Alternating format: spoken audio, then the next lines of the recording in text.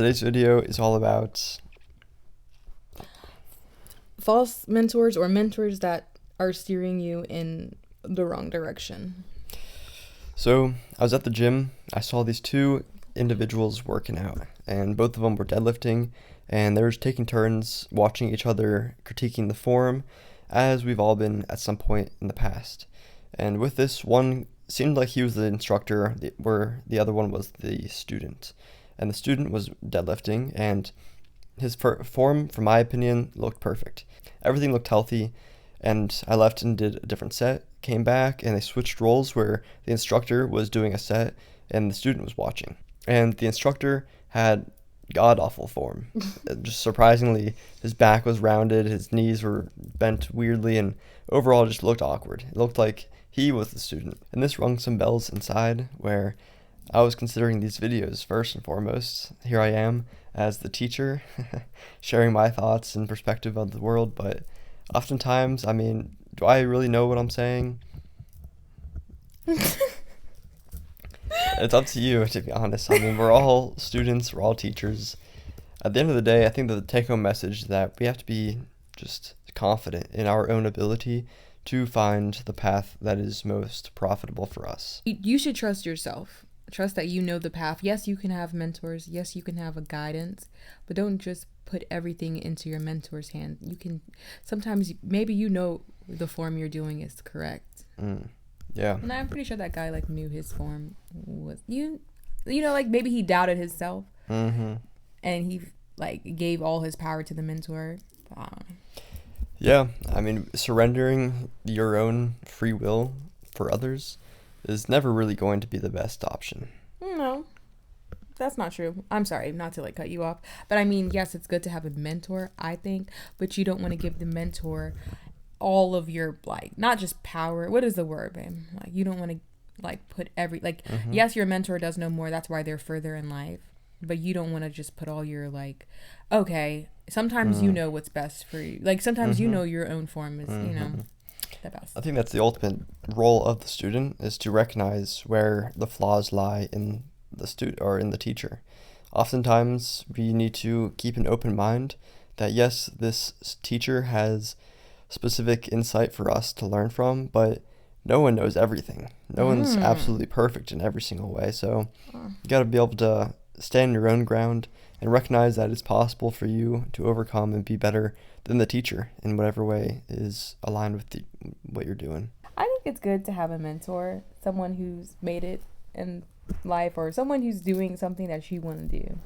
But sometimes your mentor can only take you so far. Sometimes you have to know that, hey, what I'm doing is the best for myself. Sometimes you could be looking at your mentor and then your mentor has everything messed up. At one point at which point are you going to be confident in enough to not need a mentor? Yeah. Some people, they act like the teachers or the mentors because they like the power, not because they like to share their insight, their knowledge, their wisdom onto others. Some people are I'm a mentor. I'm better than you. Or what do you mean? I think they are not honest with themselves and saying hey, I don't have everything figured out. I'm actually have most things not figured out. And yet they're hey, I've lived this life longer than you. Therefore, I am the one that is here to impart my knowledge onto you.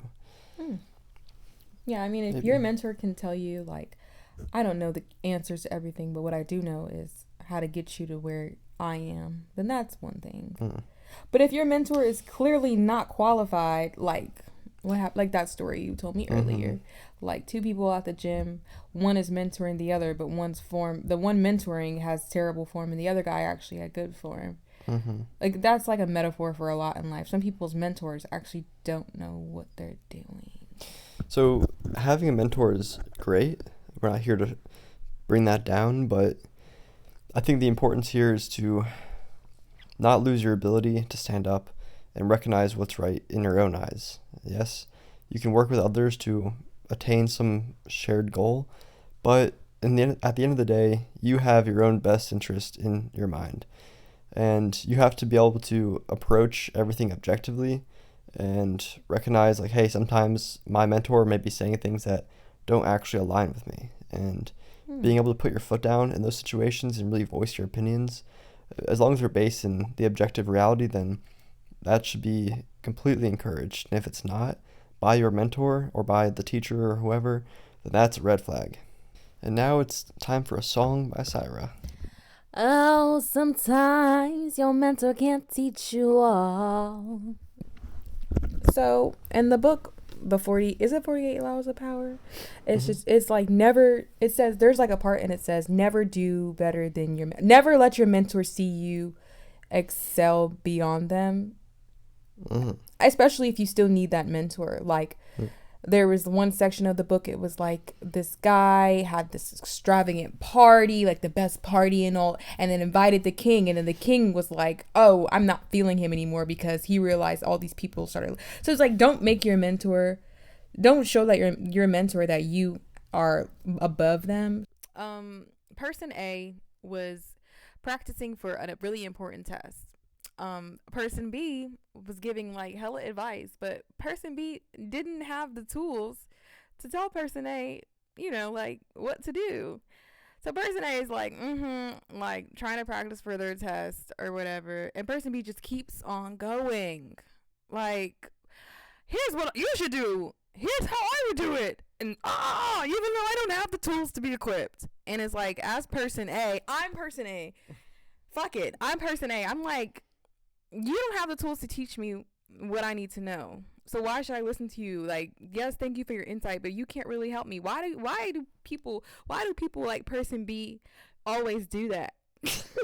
Why come out for something that'll help you succeed are always the loudest. Like, why can't they just see someone trying to succeed and just let them succeed? Like, why do they have to put their 2 cents in it? Because what are they going to do if they can't succeed on their own? Are they going to sit there silently and just mope around? Or are they going to act like they're able to help in some way and just voice their opinions, even though their opinions are likely not helpful or maybe detrimental? So the conclusion is that these examples are all around us, and we are oftentimes likely involved in them to some degree. I mean, think about it in the sense of the content that you're consuming. On social media, there's so many creators that are saying, oh, this is the fact of the matter based on my own point of view, and just over time they get so confident in their point of view. So overall, just question things, question yourself, recognize the power dynamics, who's teaching who's learning from who, is there a balance in that system, and overall, you'll find what's right. Overall, if the person that is trying to teach you is not where you're trying to be, don't listen to that person. Listen to the person in the room that is where you're trying to be. And on that note, see you in the next one. Bye-bye.